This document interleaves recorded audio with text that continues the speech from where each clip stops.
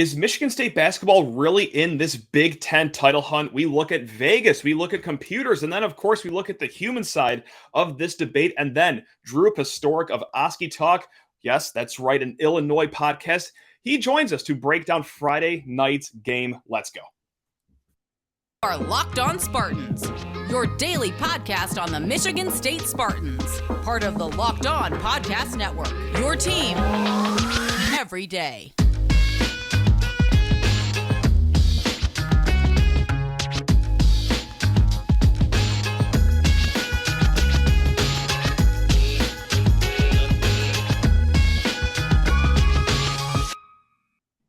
Spartan friends, Spartan family, Locked On Spartans listeners, thank you so much for kicking off your day with us here at Locked On Spartans.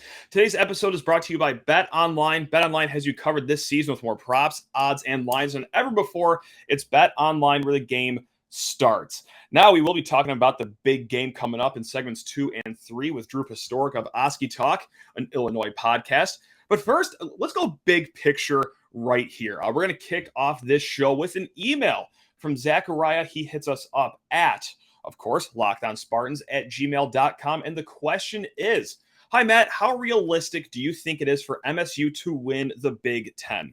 I'm starting to gain confidence after their recent win against Wisconsin. If they were to win the conference, how high of a seed would they get in the tournament? Now, we're going to break that down one at a time. Let's talk about, hey, in this 4-game Big Ten win streak, is Michigan State back in the conversation to win this crown? And we're going to break it down 3 ways. The human side of the debate, just what I think, what a lot of people think, the Vegas side of things, and then also take a look at what the computers say about Michigan State's chances to win the Big Ten. So first and foremost, yeah, I think a lot of people are going to agree with Zachariah here that conversation is starting to bubble up again for a lot of state fans. Like, oh man, the Big Ten's kind of this complete dogfight. Anytime you could bang out a 4-game win streak here, you're going to feel really good about yourself. And here, Michigan State is looking like one of those upper third teams in the conference. So sure, I can't slight anyone for thinking about the Big Ten title. Heck, even I'm thinking about it once again. But you would really start to buy into it after these next 2 games. This is a mammoth stretch. We've talked up and down about it. You've thought about it probably, but this stretch of games coming up is Murderer's Row. But if you can win your next 2 against Illinois on the road and then at home against Purdue, okay, yeah, then you're obviously squarely in the conversation of conference title talk. But even if you just win 2 of the next 3, with that 3rd game being home against Rutgers, a very solid team so far, I still think that it is a possibility. And here's why. I mean, it's all the obvious reasons, right? I mean, Michigan State is 7-1 with Malik Hall playing for them. And if you want to go even deeper than that, when they're playing in an indoor game with Malik Hall, they are undefeated. That one loss was, of course, on the aircraft carrier. Also, the A.J. Hoggard today is not the A.J. Hoggard from that Notre Dame game and every game that he played before that. He is a different player, just like that in the middle of the season for all the right reasons. And also, Michigan State, one of the best shooting teams in the country. And on the contrary, on defense, they are one of the best perimeter defense teams in the country in both metrics for 3-point shooting for Michigan State and opposing 3-point percentage. Michigan State is 35th nationally in those. So yes, you are hitting all the right notes. You are doing well in all the right stats. You have good player personnel, some veteran leadership. So on the box score and off the box score, yeah, you're checking all the boxes, no pun intended. However, there is this Purdue problem that we have because yeah, Tom Izzo said it himself. You've heard me say this quote if you've listened to any episode the last week, that Tom Izzo said that this is the deepest the Big Ten has ever been. And he did not say it was the best the Big Ten has ever been, just the deepest. Any given night, you could lose to any of these 13 teams and maybe even 14 if Minnesota is feeling themselves on a certain night, except for Purdue. Right now, they seem far and away the best team. And actually, Purdue is favored in their games for the rest of the season, according to BartTorvik.com, which we will get to more of in a hot second. But, however, Monday is a little important here because right now, Vegas has them as a 4.5-point favorite. That's going to be their closest spread for the rest of the season. Right now, I mean, things can obviously change, but right now, Monday's game, Purdue against MSU will be Purdue's tightest spread for the rest of the season. Now, also, I do have to look at what happened last year with Purdue as well, because they looked like a team of world beaters early on as well. And, well, they lost 6 times. And that led a team, or really 2 teams last year, Illinois and Wisconsin, to share the Big Ten title with a 15-5 record. So could it happen again to Purdue, where they look unbeatable? And they lose 5 or 6 times. I mean, they already did lose to Rutgers. They played Nebraska to overtime, and they just beat Ohio State by a lowly 2 points. So maybe they're not as dominant as they're made to be. So I don't know. That's just a hint of hope for you right there with that conversation. So yeah, I think that maybe 15-5 can get it done. We'll see how probable that is in a little bit here, but let's talk about the Vegas side of things. What does Vegas say about Michigan State's chances to win the Big Ten regular season title? Well, 2 weeks ago, horrible. They think just terribly of the Spartans 2 weeks ago. They were actually 4th to worst odds in the Big Ten to win the title. Okay, fast forward 2 weeks, fast forward a couple wins, fast forward having Malik Hall back in action, and now Michigan State has the second best odds in the conference per BetOnline.net. That's right. Emailed Jimmy Shapiro this morning, said, hey, what are the odds? And responded immediately like that. So thank you, Jimmy, of BetOnline.net. So Michigan State is sitting at 7-1 odds. And if you're not a gambling person, that's you bet $1 on Michigan State to win. If they win, all right, you get $7. Now, okay, you already know who the first team is. It is Purdue, and they are massive favorites to win the Big Ten. They are minus 125. They are 4-5 odds. So bet $5. You're going to profit $4. That is a pretty steep hill to climb for any other team in the conference. That's how highly Vegas thinks of Purdue. Now, behind Michigan State, who, again, is 7-1, Ohio State right behind them, 8-1. Illinois, who's having quite the season, which we will hear about in a hot second, 9-1 odds. And then there's kind of a drop-off after that. Maryland, 14-1. Rutgers, 18-1. Wisconsin, 20-1. Iowa, Michigan, and Penn State, all 33-1. Indiana, my God, what happened to you, Indiana? You are 50-1 right now. Oh, my God. Northwestern, 50-1. And Minnesota and Nebraska are both in the basement at 250-1. So if you feel Nebraska ball is going to go on a massive run here, bet $1 to try to win $250. But there you have it. So Vegas has Michigan State as the second highest chance to win the Big Ten, but just by a wide gap between first and second place. Also, Jimmy hit us with the spreads for the next 2 games for Michigan State. They will be 3-point underdogs hitting the road to Champaign on Friday night. And then when they come back to Breslin Center on Monday, just like we talked about, 4.5-point underdogs to Purdue. So, yes, hey, you'd feel great if you win the next 2 games. You're also going to be underdogs in those games as well. Now, really quick, let's take a peek at what the computers have to say about Michigan State's chances, and they don't feel good about it at all. And this is BartTorvik.com. You hear us reference this website all the time. They have done 50,000 simulations of the rest of the season, and right now, they have Purdue with a 74.7% chance of sharing the title and a 57.3% chance of sharing. I'm sorry, I jacked that up. 57.3% chance of winning it outright. Okay, sorry, I kind of fumbled through that right there. Let's talk about Michigan State, what the computers have to say about Michigan State's chances of at least sharing the Big Ten title. 3.3%.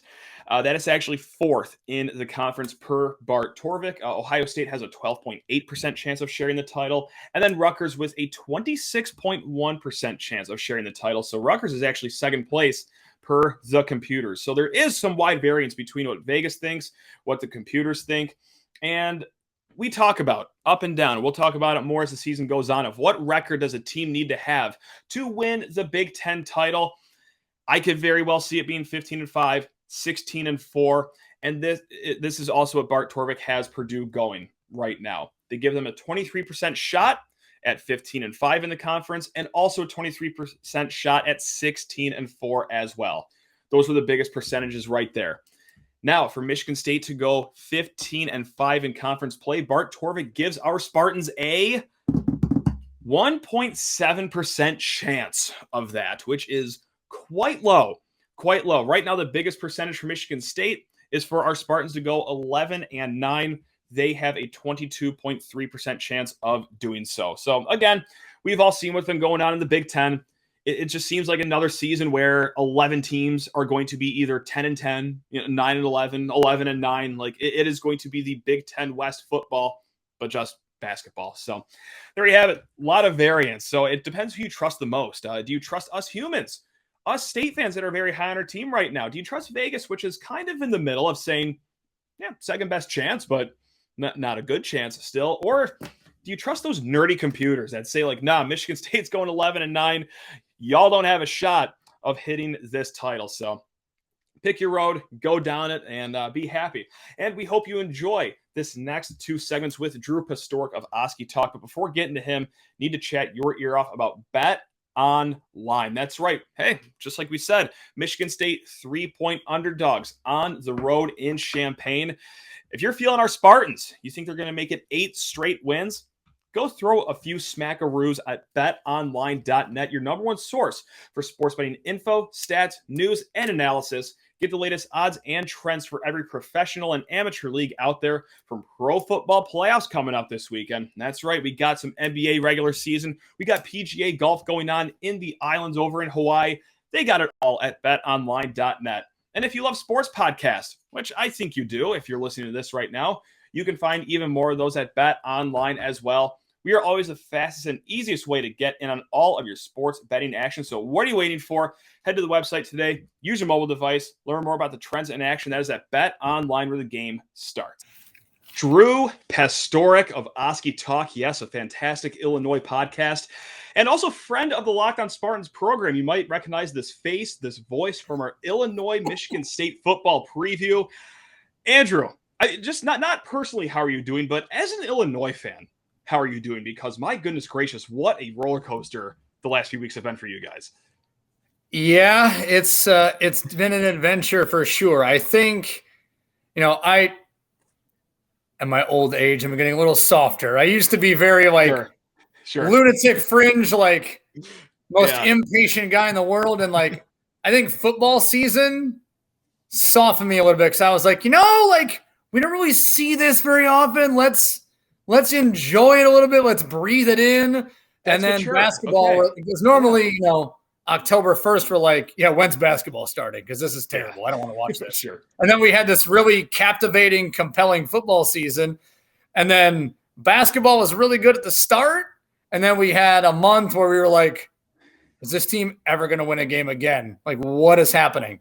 And now it's a little bit more on the upward trend. I try to not let recency bias get in the way of things. I try to I've seen this too many times where especially in the Big Ten, a team that's really good has a bad week or two, and then everyone gets a chance to catch up. Purdue was just crushing people, and then they lose to Rutgers. Yeah. Wisconsin loses 2 in a row, and now it's hey, now maybe instead of 15-5 winning this thing, it's maybe 13-7 wins it. So hey, why not? Everyone's going to come. I think everyone's going to be kind of clumped into this little pod, and then you might have Purdue or somebody 1 or 2 games clear, and then you're going to have 2 through 10 be a game apart. It's hard to predict, but I said on the podcast on Oskee Talk last week when they went 0 and they started 0-3, it was they lost to Maryland, Penn State, Northwestern. We're 1 or 2 games away from this really going off the rails. It's not a disaster yet, but we're damn close. And now 2 wins in a row, right back into things. So I think at least in this case, patience won out, and we're seeing the team that we thought we were going to see, in August, September, October, and early November. And not even just 2 wins, but 2 really decisive wins. I mean, playing Wisconsin, a team that, hey, our Spartans just beat them by 10 points at home. And then also you guys faced Nebraska and beat them by 85 points, essentially. Yeah. Before that, though, 5-star freshman point guard Skyy Clark leaves the team. So was that all that had to be done? You guys just had to shed your 5-star true freshman point guard? Was that the only issue, or is there something else that has happened? I know it's a small sample size, just 2 games, but is there something that you've seen the last 2 games that wasn't the same beforehand? Yeah, I'm glad you brought that up because I was going to allude to that, but man, it's kind of loaded, because anytime a player steps away and it's not like an injury thing, it's personal reasons. Like that's very nebulous. Like, what does that mean? Like, we assume nowadays it's like, mental health, anxiety, whatever it is. And whatever it is, I hope that Skyy Clark gets right. First and foremost, care about the person, the human being. Like, we forget, in our crazed fandom that, these are kids, 18, 19, 22-year-old kids. Like, a lot of them don't know how to deal with like real world things. Like, they've been preparing for this moment to be a, D1 basketball player for, half of their lives. Right. And then it might be, I'm not playing well. I'm dinged up. It might be, there's too much pressure on me from the outside. Like, it could be a number of things. So just want to put that out there right away. Like, I don't know. I'm not in the locker room. I'm not around the team close enough to know, like, oh, this is 100% what's going on. But with that said, right. there's like 3 possible scenarios. One, Illinois is responding to their teammate. They're playing for him as like a show of solidarity or something. Gotcha. Number 2, he was such a toxic personality, such a bad apple, that him leaving is like, this big shrug, this big like sigh, and everything just goes away. Or scenario 3, which is what I hope is the actual scenario, it's just a coincidence and they were tired of losing and stinking and they said, we got to do something about it, and they just took it upon themselves to play better. Again, I'm hoping it's neither of those first 2 things and that it's not related to Skyy Clark at all, but you have to acknowledge that the attitude, the demeanor of the team has changed dramatically. The approach has changed dramatically the past 2 games. Is it related to Skyy Clark? I have no earthly idea. You would think that losing a 5-star recruit would be a blow, a significant blow, but I don't know. I don't want to assume. I don't want to speculate too much because there was a lot of talent on this team without Skyy Clark being there. It's still a very talented team, still a team capable of making a deep run in March, winning games in the tournament, winning the Big Ten. Is it addition by subtraction? I guess only time will tell. But these last 2 games, you wouldn't have noticed that he was missing for sure. You also don't need to speculate this next part too, and this is Terrance Shannon Jr., the Texas Tech transfer. Just a casual, 24 points against Wisconsin, just a casual 25 points, and also led the team in rebounding in both games as well. So next on my, question list was, what should keep me up tonight? Like, what should I be worrying about? But is the answer just simply Terrance Shannon, or are there other complementary pieces that are a close second to the danger that he brings to other teams? Yeah, I think TSJ certainly is the number one guy. I mean, he's the best player. Brad Underwood and his staff brought him to Champaign, targeted him for a reason.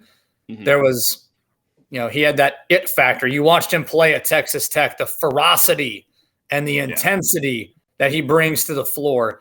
And Illinois needed that with, a lot of departures, whether it's NBA or graduation or whatever. They needed some guy who could be that next, not the next IO, but have that mentality. Sure. And Terrance Shannon Jr., him going downhill, attacking the rim is frightening. Like, you see some of these dunks he makes on breakaways, or if there's just a little bit of an opening in the lane, like, just get out of the way. Like, Illinois had Kofi Coburn for 3 years, right? 7 feet tall, 300 pounds, a monster in the paint. Yeah. he's not running the fast break. He's not running in transition. He's not coming at you full steam ahead, 40 miles an hour. Like, he is mean and nasty around the basket. He got away from some of that. He had the big game against UCLA at 8 and 9 from 3.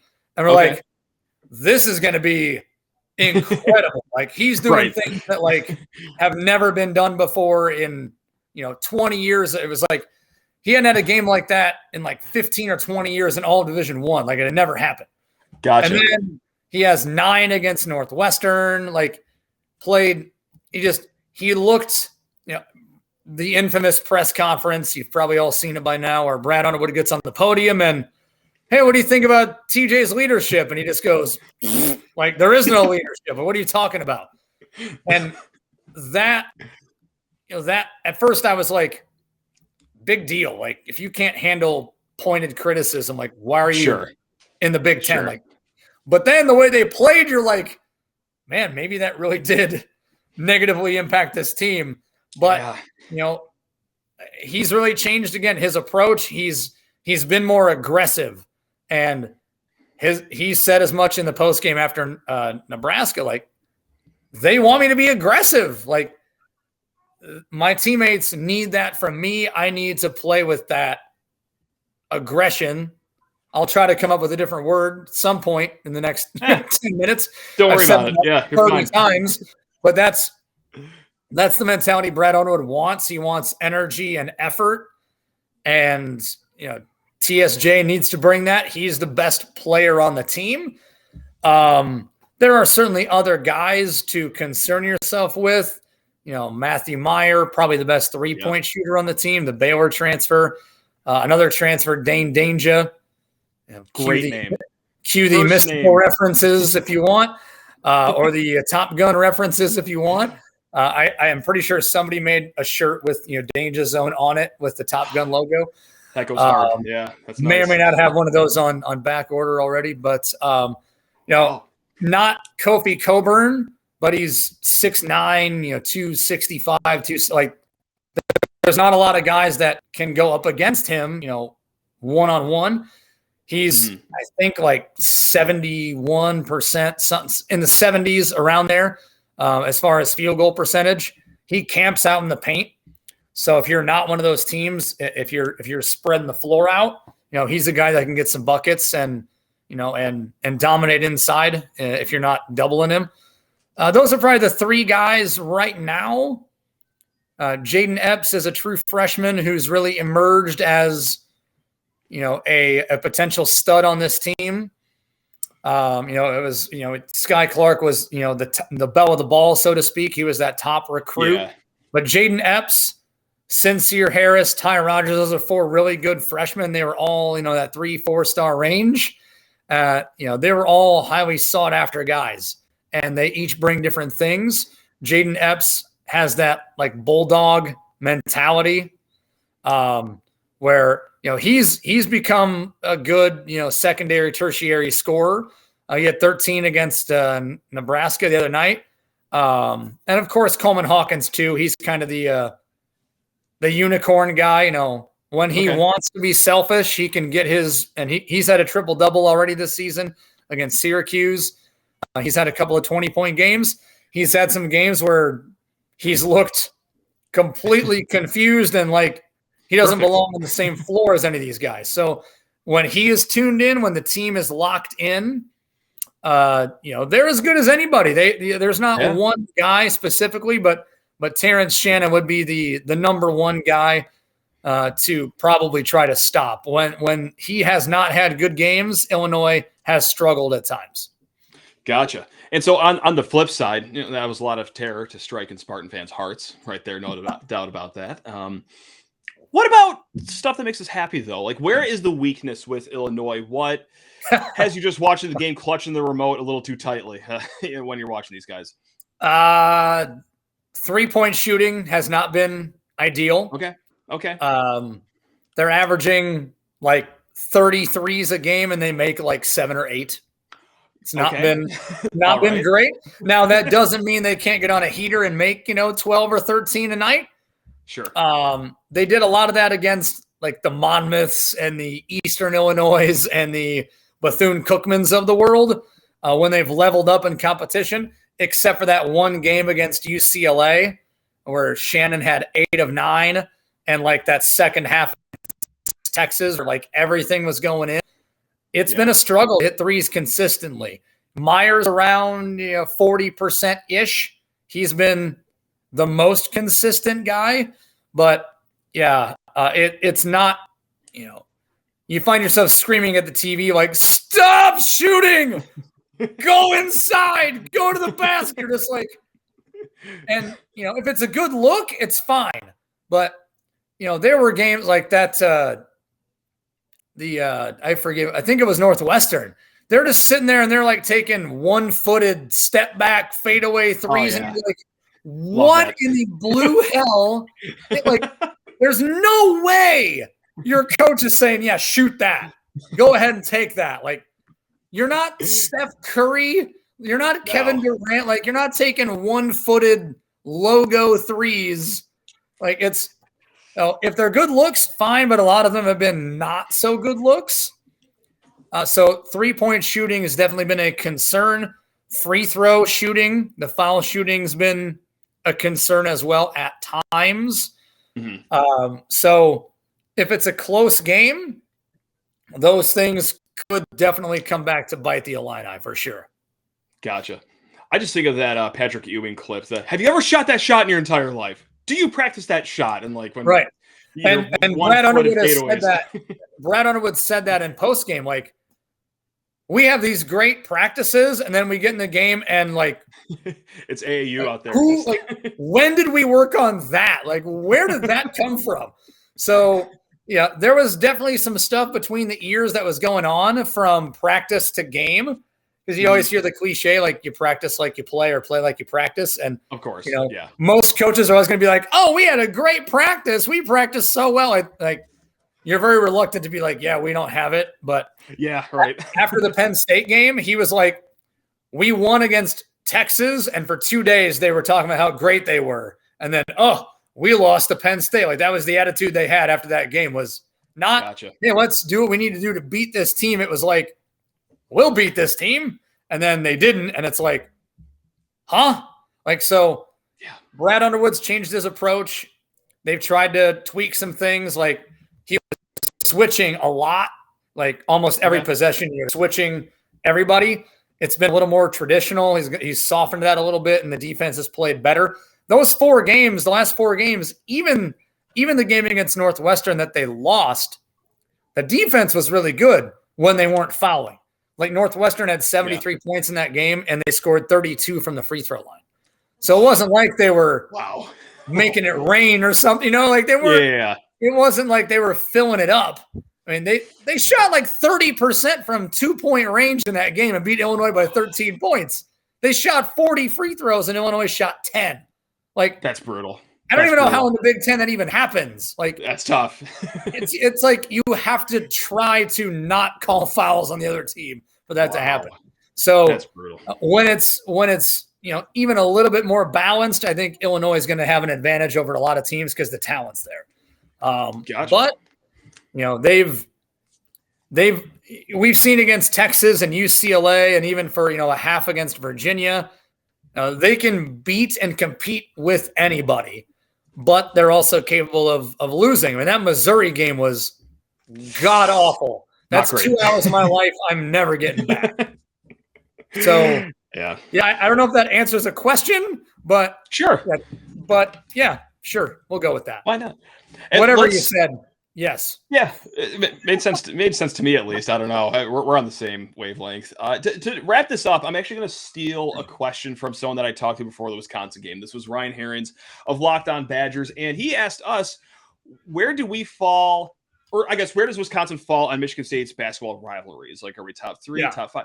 I want to bounce that off you. Where does Michigan State land on the Illinois hierarchy of rivalries? Because I truly have no idea. Some years I feel like we are number 1.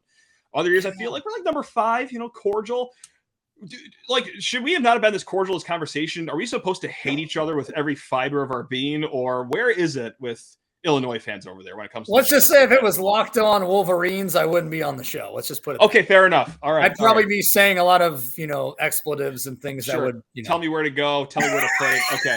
I'll tell you where you can stick it. Yeah, exactly. Perfect. I don't know. It's interesting because, right, like I know. I don't want to say Michigan State's a rival in the sense that, if you want to win the Big Ten, that's one of the teams you got to go through. It just is what it is. They're always well coached. They've always got a lot of talent. They're always in the mix. So I think you have to look at them as a rival of sorts. I don't have, and I can't speak for my colleagues at the Champaign Room or anything like that, but I don't have this great vitriol towards Michigan State, really.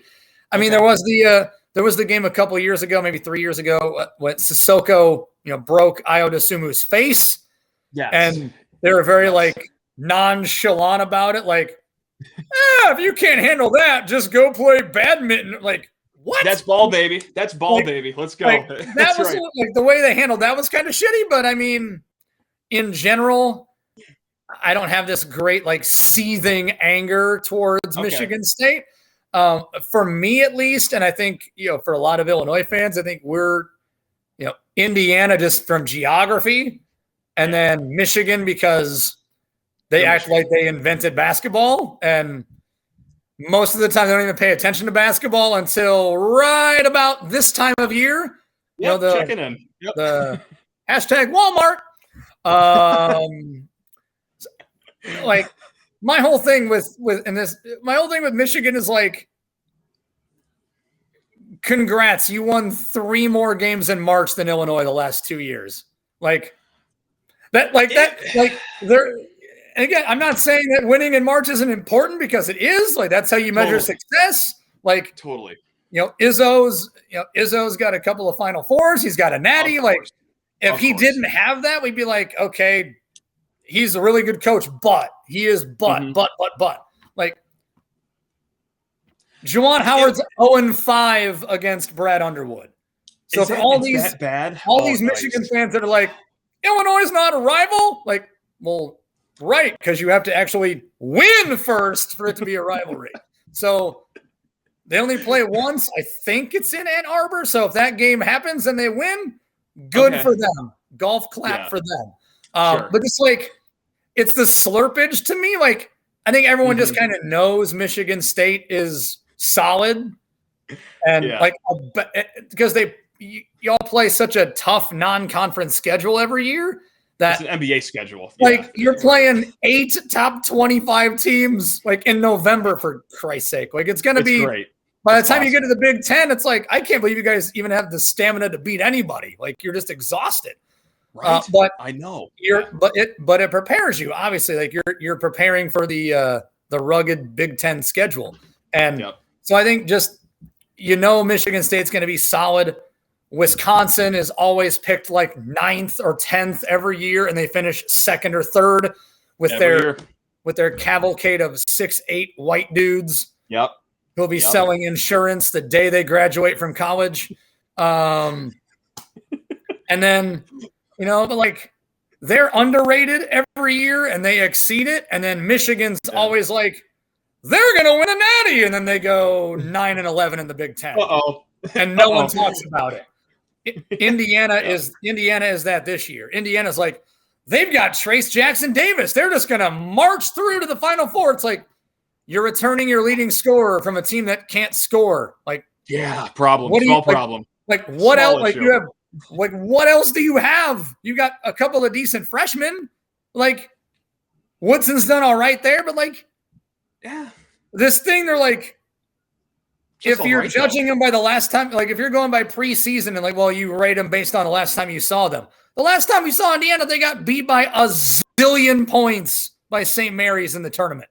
Correct. And then, because they bring back JD, they're going to be undefeated. They're going to roll out Bob Knight from his cryogenic chamber to, cheer on the new national. It's I just didn't know where it was coming from. And to the shock of this person particularly, they've underperformed a little bit. So I think Indiana and Michigan for me are like the top two as far as rivalries and fan bases. Michigan would probably say Illinois is the most annoying fan base. Other than Michigan State, they'd probably say that. And, we can be dicks when we get a little, you can get a little chesty when you win a little bit. It's fine. Most Big Ten wins the last 3 years. It is what it is. Michigan fans can have their pandemic Big Ten championship where they played fewer games but still won it. Yeah. It was agreed upon. It was agreed upon. Yeah. It's fine. If Illinois had won it, we'd have been like, why are you putting an asterisk by that? Right. We won it. Right. Big deal. So, I mean, I'm not going to act like I wouldn't be, tooting my own horn for that. But it's the game. So again, to answer your question, no, I think if it was a situation where they were playing twice a year, every year, and it was like really heated every single time they played, then yeah, it'd be a lot more invested. But with the Big Ten being kind of watered down in the sense of you're not having those, you're not playing Michigan State twice a year, every year, or those top teams, like the way the schedule works out, you just never really know what's going to happen. But is it a team you want to beat? 100%. Sure. Yes. Sure. Yeah, no doubt. Well, hey, man, hey, I'll take that. I'll take the respect over rivalry. Why not? So that's a sterling way to end this show here. Andrew, can't thank you enough, man. Anything that you want to plug on your way out, or any final thoughts you want to get off your chest here on these airwaves? If you like tangents and you like what you've heard the last 20 minutes, which we do on the show, which I mean, I'm sure you're no stranger to that, but Oskee Talk is the podcast, mostly Illinois stuff. We'll throw in some other Big Ten or Illini adjacent stuff if it's worth noting. Champagne Room is the website, thechampagneroom.com. Or you can follow us, keep track on the socials, Instagram, Facebook. Do people our age still do Facebook? I don't think they do. But the gram, the IG, the Bird app, search for us at the Champagne Room. That's good. Lots of good content there. And you're welcome for Kirby Joseph, by the way. Yeah, that's right. Interception extraordinaire of Aaron Rodgers. That's right. Just owns him. From a Bears fan to a Lions fan. Couldn't be any better. That was pretty satisfying for me as a team as a fan of a team who's absolute just donkey whatever right now. Hey, we got the number one pick. Losing the right way, though. Losing the right way, unlike Houston, who's just winning inane games at the end. Lovie Smith. Yeah. Best Bears coach of all time. Best Bears coach of all time. Lost for winning. I talked about that on the podcast too. He was like a mole. He was destroying Houston from the inside. I love that play. I know I'm going to get fired anyway. Why do I give a crap if we lose or not? Let's just go out and win the game. If they lose the number pick, who cares? I'm not going to be around to see the guy get drafted anyway. Love awesome. That. That's what I'm talking about. Well, hey, everyone, you can hear the recap to the game that happens on Friday night, which is also going to be a preview episode of the Purdue game because MSU has 6 minutes between games coming up this weekend. But until then, you know where to find us. Locked on Spartans. Love every single one of you. Go Green. Woo!